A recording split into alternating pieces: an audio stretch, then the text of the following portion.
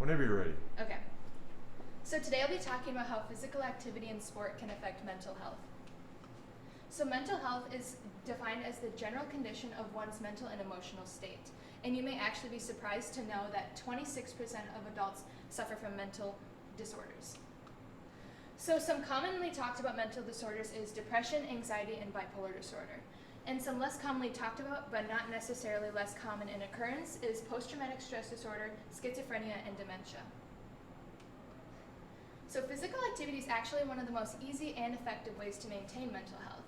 And exercise can positively affect your brain, hormones, self-image, and also your community, which I'll talk about individually later. So starting with brain and hormones, I have serotonin. So right here I have a picture of serotonin. And serotonin is a mood stabilizer. So high levels of serotonin will lead to a better sleep, better appetite, greater feelings of happiness and pleasure. And low levels of serotonin will lead to trouble sleeping and feelings of depression and sadness. So physical activity actually raises the level of serotonin in your body. And with this, it will also boost your mood and overall well-being, such as your sleep and your appetite. Norepinephrine is another hormone, and it's actually a stress hormone and neurotransmitter. Here I have a picture of norepinephrine. And so it helps to have the brain handle stress more effectively and efficiently. So studies show that exercise can actually lead to an increase in norepinephrine in the body. So when you increase norepinephrine, it'll lead to handling stress better. Confidence and community is another aspect. So sports. Doing sports help you to find friends with common interests and goals as you. When you work towards a common goal, you will create a bond with them and a support system. When you become physically active and create a support system, it'll help with your mental health. Sports are also just a simple pleasure for many people. They're widely accessible and can provide an escape from sometimes stressful realities and environments. So mental breaks are so important to your mental health. And this is shown through Hoops. So Hoops is an exhibition at the National Building Museum, and this is showcased through photos by Bill Bamberger. So here our first picture is a picture of what looks like a pretty urban neighborhood. And so just a basketball hoop here, we know that children can come over after school, before school, and children of all ages can play basketball with their friends, just to relieve stress. And here it looks like we have a pretty crowded area, but right here we have a basketball hoop on top of a garage. And so this just shows that you can play basketball anywhere. It doesn't have to be a big court or anything, just right on top of a garage. You can come out and play with your friends after school, your family. And finally, the last picture I have what looks like just out in the woods. So they just have a piece of plywood and looks like a piece of scrap metal to make the rim. And so this just really shows how accessible it can be for anyone. For any socioeconomic background and any location, anyone can come out and play basketball or any sport. Long-term neurological disorders. So Parkinson's disease is a disorder of the brain, and it can cause shaking and stiffness, and this shaking and stiffness can interfere with your daily function.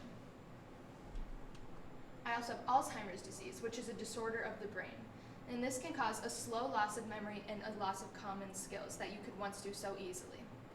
And this progressively worsens as you age. So while there is no 100% sure way to prevent neurological disorders, you can decrease your risk through aerobic activity. So aerobic exercise produces neurotrophic factors, which are NFTs. This can promote the growth and survival of neurons. Aerobic exercise advances angiogenesis, which is the growth of blood vessels, and then neurogenesis, which is new neurons forming, and finally synaptogenesis, which is the forming of synapses between neurons. And there are opposing views to exercise. So exercise can actually lead to exercise addiction. And some signs of exercise addiction is exercising even when injured. We see this a lot with athletes, how when they're injured they refuse to go to see a trainer because they fear that they won't be able to play anymore. This also is shown through following extensive diet and workout plans. This can hinder true gains. And prioritizing workout over responsibilities such as school and work. And this can lead to decreased social involvement. You may find yourself removed from friend groups and detachment from relationships. This can be your family, your friends, your boyfriend or girlfriend, overexertion, and fatigue, which we see a lot with athletes. So this addiction can be damaging to your body and your mind.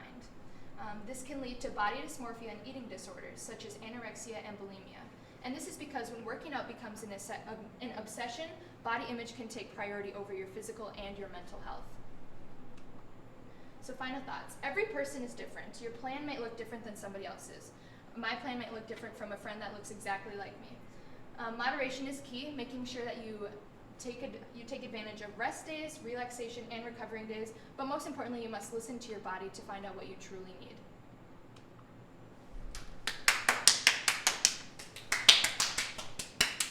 Huge round of applause. What evidence did you gather that you didn't include, and why did you choose not to include it? So originally I planned to include information on endorphins and how exercise can release endorphins. However, when looking into information on this, I found too many conflicting reports. And along with conflicting evidence on endorphins themselves, there were different views on what you have to do to release these endorphins, such as amount of exercise, type of exercise. So I just chose to stick with the hormones that I included. Okay, thank you.